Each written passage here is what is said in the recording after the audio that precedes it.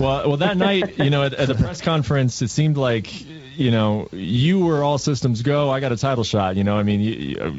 Basically after Cody won the fight, he named you right there in the octagon, so it was a done deal, right? Well, then he shows up and he starts talking about fighting Dominic Cruz again.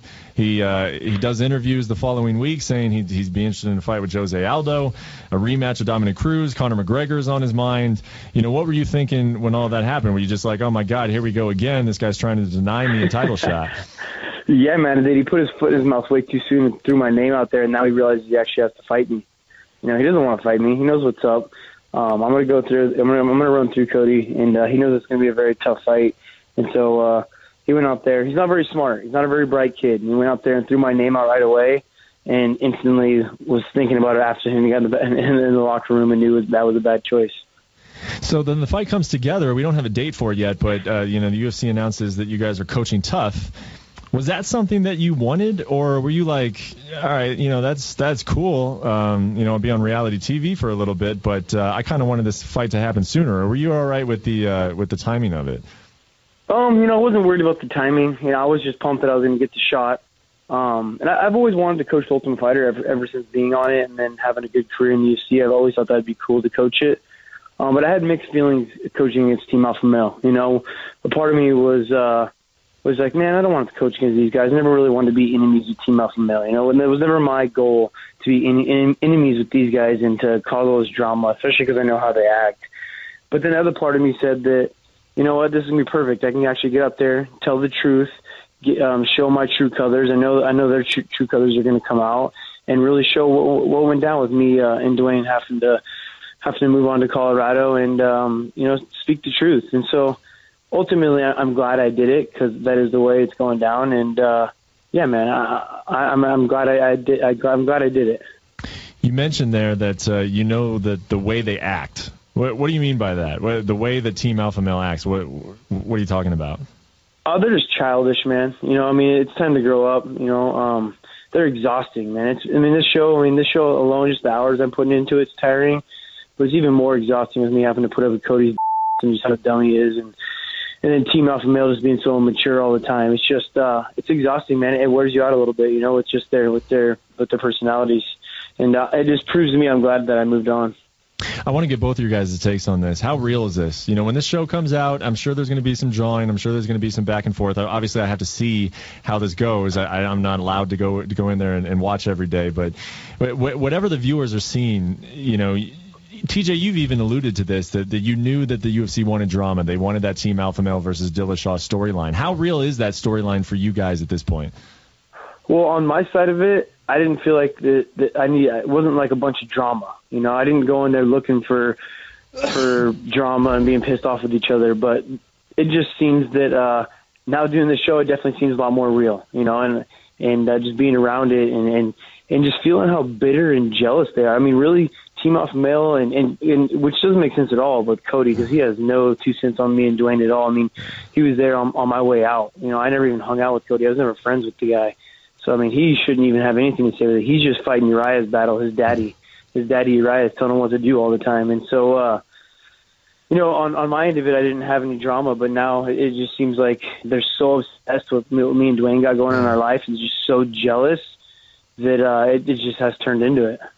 Yeah, it has turned. It is a bit strange because TJ and I, we focus on martial arts and developing and doing better and focusing on us and our crew. And they seem to be more focused on what we're doing as well. So we're focusing on us, and they're focusing on us. It's kind of strange. I don't get it, So, but TJ said, with the two of us, there's no drama. Like, we're focusing on us, and then they keep bringing up things that have happened 4 years ago. So it just seems they're just stuck in the past, and it does seem to be stirred up by somebody else who's really not in the mix, but is kind of in the back, pulling some strings to have their cronies, say certain things. Who are you talking about, Dwayne? Who is this guy you're talking about? I am not there for it, but I'm assuming highly that Faber is, coaching the guys to create some drama. He's the one that started this whole thing, man. He's the one that gave me the ultimatum. Like when I told him I was going to do my camp out in Colorado with Dwayne for Dominic Cruz.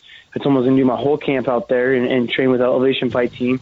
He told me I had to choose, man. He's the one that pushed me out of that gym. I think he was the one that was pushing for a title fight at the time. Yeah. And he's the one that created all this drama. So he's just continuing to push it. And He knows it's a moneymaker for his team because everyone that fights on his team pays him.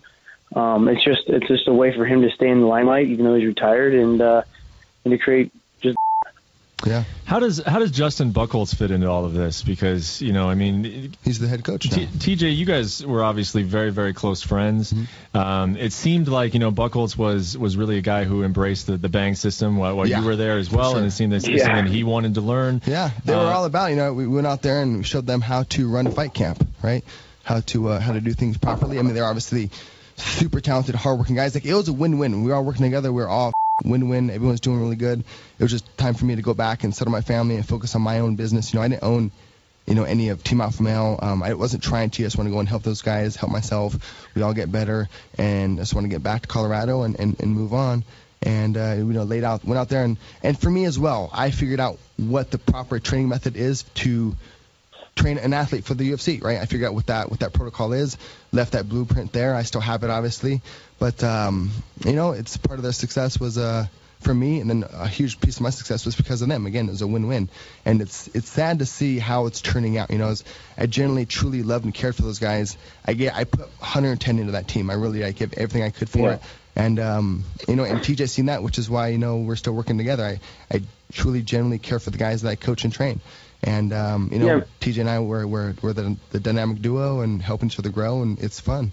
But to answer your question, Buchholz is the head coach now. And he wants to create some drama. I think they're still suffering from some arrested development. They act like they're in high school or frat years. It's kind of a trip. TJ, were you going to say something? I feel like Justin and Danny are the ones that kind of really dig deep the most with me. I feel like I was the closest with those guys. Yeah. Danny was going out to Colorado and training with me. I was paying for Danny to live out in Colorado with me and come do his camps out there until he got cut from the UFC. Justin was my boy. He was in my corner every fight. I was in his corner every fight. We were very close. He absorbed the BMT, Dwayne Ludwig system. He still teaches it. It's funny. You still see him teaching. You still see him teaching all the same, and they're still doing all the same techniques. Yeah, because they work. And so it's just craziness. Now that Justin in my mind has crossed the line, he's pushed it too far and hurt my feelings. He's just a wannabe Dwayne Ludwig right now. He's trying to self promote himself when stuff's not there.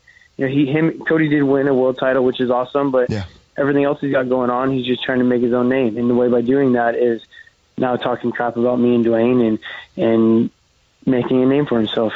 The drama aspect, I'll say this, though. Cody looked really good in his last fight. They did good with him, and I told Buchholz that too. Like, he looked good. They're doing a lot of good things. Keep that going. Like, focus on yourselves. Quit, kind of stir up drama. Focus on yourselves. We'll focus on us, and see what happens in the future. But again, Cody looked good.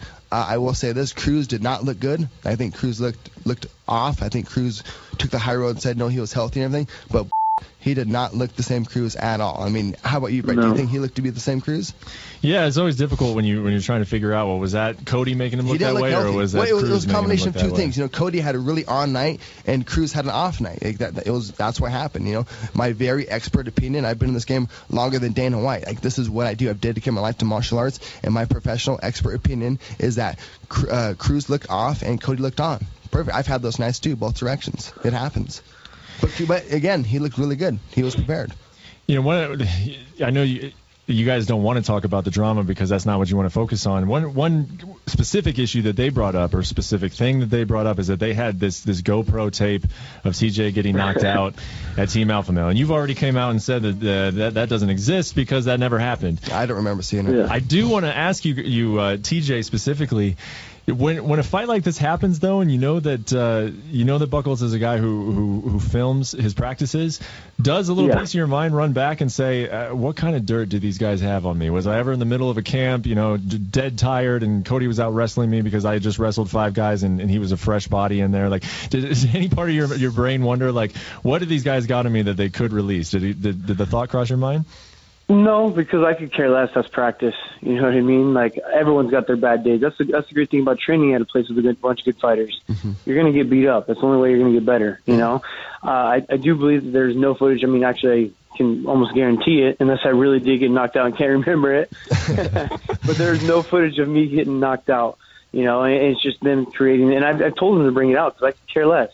Bring out the video of me supposedly getting knocked out. He says that I got picked up and taken down and slammed on my head and I got knocked out. Well, guess what? Put it out. I could care less. It does not bother me. This is practice. And the cool thing about practice is that me, Cody, Buckles, all know Dwayne, all know how practices went down most of the time. Yeah. You know, how much I was doing the ass kicking, and Cody maybe could have, you know, he's a good kid. He's got some good wrestling. He's got some good boxing and stuff. He's a tough kid. I mean, everyone's got their good days, just like Dwayne's saying, good and bad days. But trust me, man, I am not worried about it at all. I'm going to come out there and I'm going to shine, and I'm going to continue to believe in myself, man, because I know I'm the better fighter. Yeah, focus on yourself, right? Yeah. I mean, practice is practice. I mean, they can talk about practice all they want, you know? That shit don't matter. I've got beat up a lot in practice. I have. But I've beat up a lot of people in practice, too. That's what practice is for, right? Yeah, to get better, right? Yeah. The trial and error. Dwayne, what is stylistically? Yes, sir. Without giving too much away, of course, but what's going to make the difference in this fight? You know, what's experience, range, making sure that we're doing what we need to do when we need to do it, and being the more skilled veteran, right? So we both have, you know, a lot of information on each other. This is going to be a good fight, but in my, again, expert opinion, TJ is going to run through him.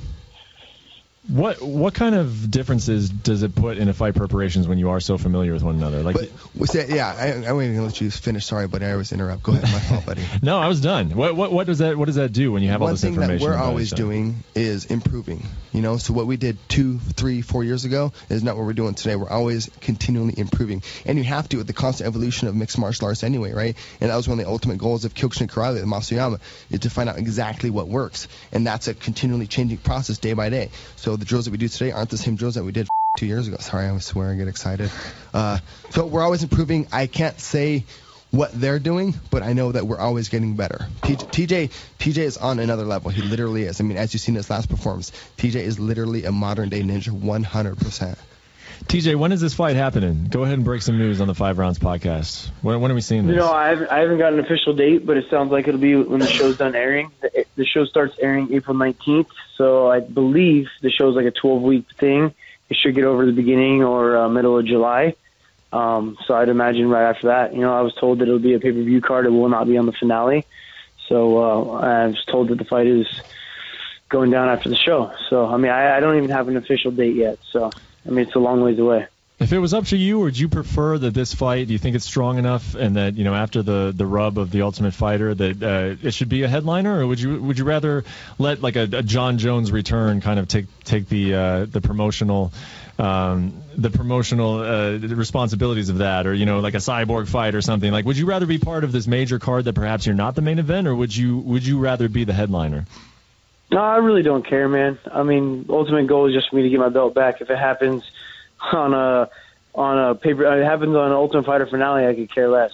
You know what I mean? I mean, obviously this is a big fight and it's going to be on a pay-per-view card, but I really don't care, man. I'm more focused on the goal in hand and the promotion behind it. And if I have to do a little bit extra in front of the camera time, that's no big deal. TJ's been doing really good on the show, coaching the guys on camera. Like, he's just the guy who gets better in every aspect of life. And coaching the Ultimate Fighter has been super fun to help these guys get their careers back on track. Like, this is a fun time. I'm blessed. TJ, thank you, buddy. I'm blessed to be your coach and be along for the ride, man. Like, you're awesome, man. I appreciate it, Coach. Thanks.